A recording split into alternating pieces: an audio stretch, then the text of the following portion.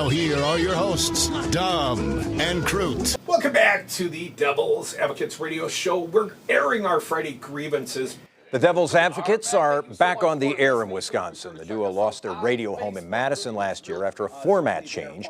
So host Mike Crute bought an AM station license in Waukesha, WRRD 1510, that's News Talk 1510 AM. And he and co-host Dominic Salvia are once again heard during afternoon drive. Now, compared to conservative talk radio, liberal or progressive talkers locally have had a tough time of it. But could the election of Donald Trump change that? We're asking the Devil's Advocates, Mike Crute and Dominic Salvia. Guys, good to have you back on the program. Thank you, Michael. And I've referred to this as liberal or progressive talk radio. Is that accurate, or do you call it something else? Some independents that can listen as well. You say you're a libertarian, right? I have voted for libertarians. I identify a lot with the libertarians, but over the course of my voting life, I voted for Democrats and Republicans and libertarians. So it really depends on the election cycle and the topics and the candidates that are available at the time, for me anyway. So I mentioned that liberal talk radio has had a tougher go of it in the Milwaukee market. Why do you think you can be successful with this, Mike? Well, it's community connection. It's we, not me. It's not just me. It's not just Dom and I. It is Earl Ingram in the morning. It will be more community voices on the weekend. What Dom and I have always enjoyed doing is retail politics, and we are certainly looking forward to getting out there in the Milwaukee community. This is not my hometown. I'm certainly a businessman here now, and I look forward to getting to know the people here, but this is his hometown.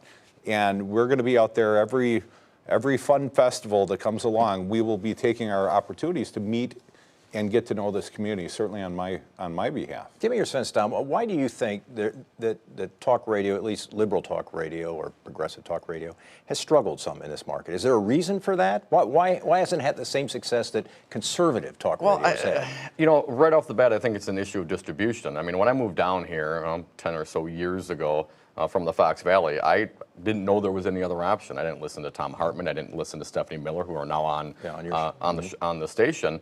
So all I heard was what was out there, and didn't really think about it. Yeah, I didn't agree with them necessarily, but that's what's on the dial.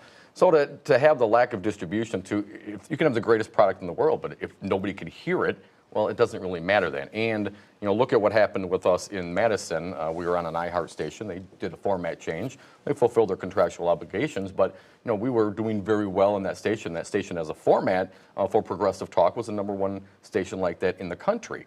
That didn't matter to whoever decided to do the format change. So yeah, I think the lack of ownership and the lack of distribution had a big impact on that. Does having Donald Trump in the White House give you optimism that there will be people who will want to hear this kind of show when maybe in the past there have been less of that interest? Mike, I told my wife if Donald Trump got elected, and I was certainly not supportive of him, but I would become rich and famous. Our national show went into syndication shortly after Donald Trump was elected president. There are activated people all around this country. I don't think I've ever seen the political activism that I'm seeing right now. I would say sort of a Tea Party of the left is growing up right now. And we are there, not necessarily because Dom is taking this country left, but I'm trying to.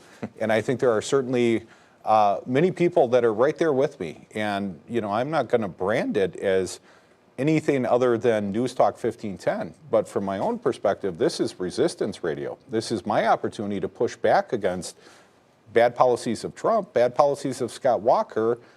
And if the Democrats get into power again anytime in my lifetime, I'm going to push back on their bad policies too if they start governing poorly. And yet, I'm sure you would say if people listen to your show regularly, the afternoon drive time show, they're going to hear other voices. They're not just going to hear progressive voices. Is that correct? Absolutely. I mean, we're all about engaging in the conversation, and I think, you know, when you have the rapport, we talked about this a little bit, with other people who don't necessarily politically think like you do, you know, I think in order to have good governance and good representation, that rapport is important. We had State Rep. Joe Clayfish on the show yesterday. You know, disagree with a lot of what Joel does, but he does reach across the aisle. He comes on the show. We went shooting with him in the past outside of the studio. I mean, he likes to do that. Yeah, those are things that I think we need to reach out and do that a little bit more often. Senator Johnson. Senator Johnson comes on regular as visitor well. on your show. Yeah, of course. Yes. We had the good fortune to use Ron Johnson's tickets to attend Trump's inauguration 2 weeks ago.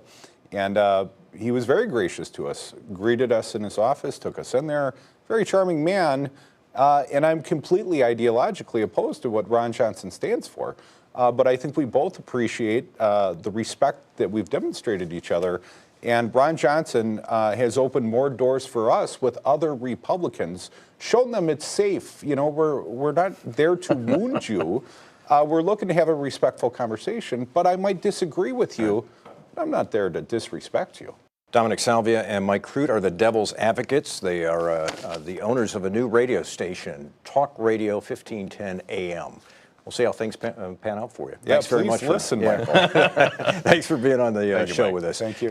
And my conversation with the devil's advocates continues now on our website, where we're talking about what they would see as success in the Milwaukee market. You'll find that on the upfront section of WISN.com. Coming up next, free tuition program showing promise in Wisconsin.